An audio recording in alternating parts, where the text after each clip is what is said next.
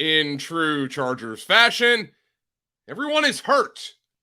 My name is Joe Dolan, and this is the Fantasy Points Daily Lineup for Thursday, November 3rd, 2022.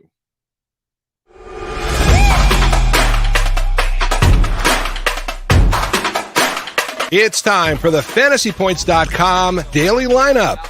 Staying on top of the latest news and updates around the NFL. Rise and shine, folks. We're taking the field. Here's your host, FantasyPoints.com's Joe Dolan.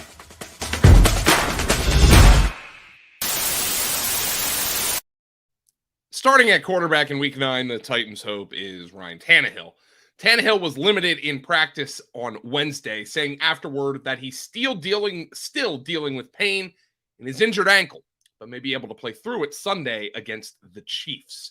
Now, the Titans were able to execute a virtually QB-less game plan in Week 8 against Houston, as the Texans had absolutely no answer for Derrick Henry, who just was named the AFC Offensive Player of the Month, I will have you know. It's not like Tennessee's game plan changes any week, but at least Tannehill offers some sort of a threat to pass that Malik Willis did not.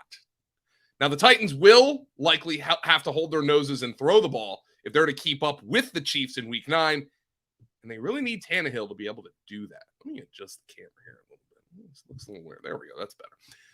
In our first full-time running back spot today, we aren't likely to have a full-time player. The Lions' DeAndre Swift didn't practice Wednesday as he deals with his lingering ankle and shoulder injuries. The good news is Swift returned to action in Week 8 from the ankle and shoulder injuries that have held him out since Week 3. The bad news is that he gained just 33 yards on 10 touches with 6 yards on 5 carries and 27 yards on 5 catches. And here is what Coach Dan Campbell said to 97 Won the Ticket on Monday, the famous station of Mike Valenti, for those of you who know me. Quote, "We probably gave Swift one too many carries. We love Swift. Glad he's out there, but he's not back." End quote. Ugh. Campbell insinuated that the Lions should give more carries to Jamal Williams until Swift is fully back. There's no telling when that will be at this point. Now, Campbell does still expect Swift to play this week, but he's a flex until further notice. Meanwhile, Williams has jumped him in terms of fantasy relevance. Williams' 8 rushing touchdowns lead the NFL. In our second running back spot is the consensus top 2 fantasy pick, who has had a really rough year. The Colts' Jonathan Taylor didn't practice on Wednesday with his lingering ankle injury. Now, here is what our Dr. Edwin Porras had to say about the injury. Quote, "Taylor was obviously limited in Week 8 by the same lateral ankle sprain from early October. Last season, we saw Saquon Barkley struggle through a lateral ankle sprain after his return.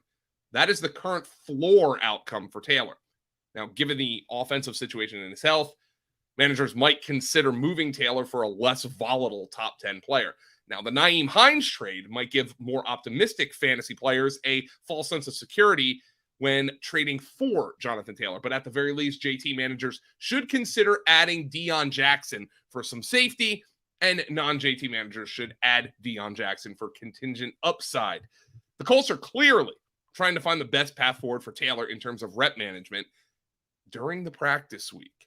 Now, he's expected to play this week, and if he goes, you got to use him. But the vibes are just so bad for the Colts right now.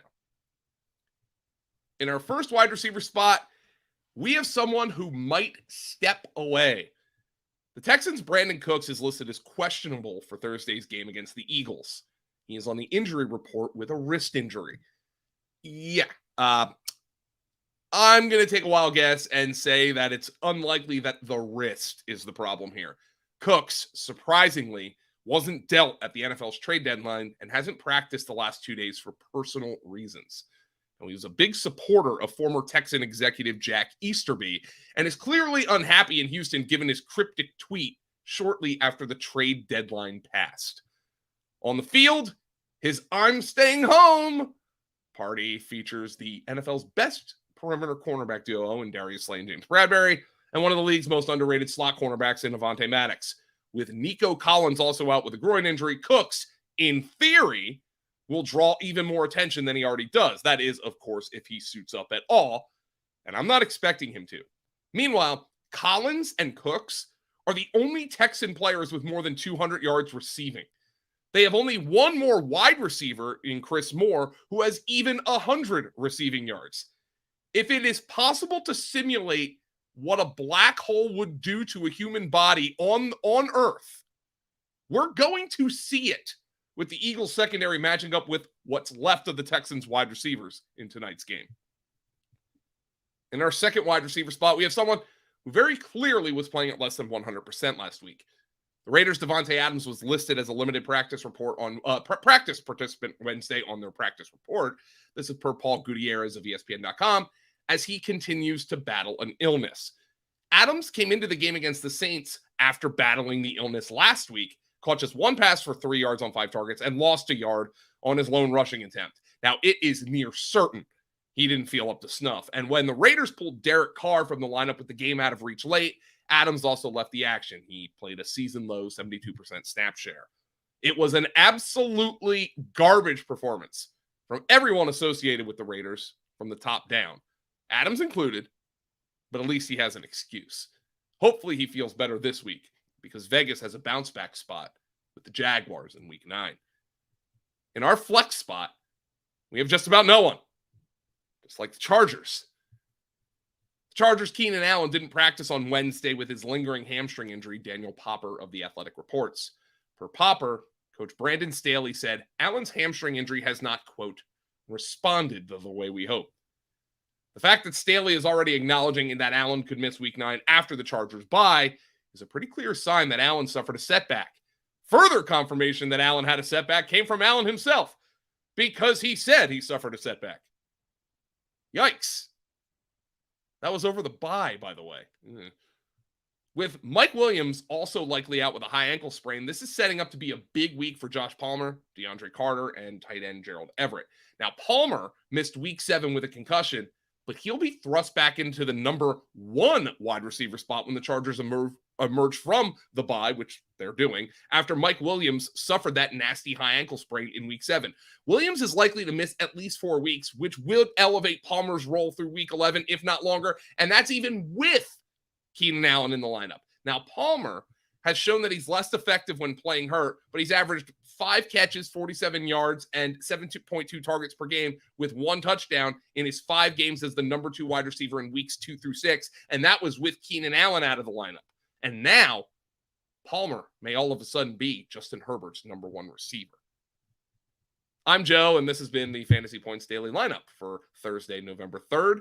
I hope everybody likes the video. Like the video, subscribe to the channel, leave a comment. All that stuff really, really helps us at fantasypoints.com.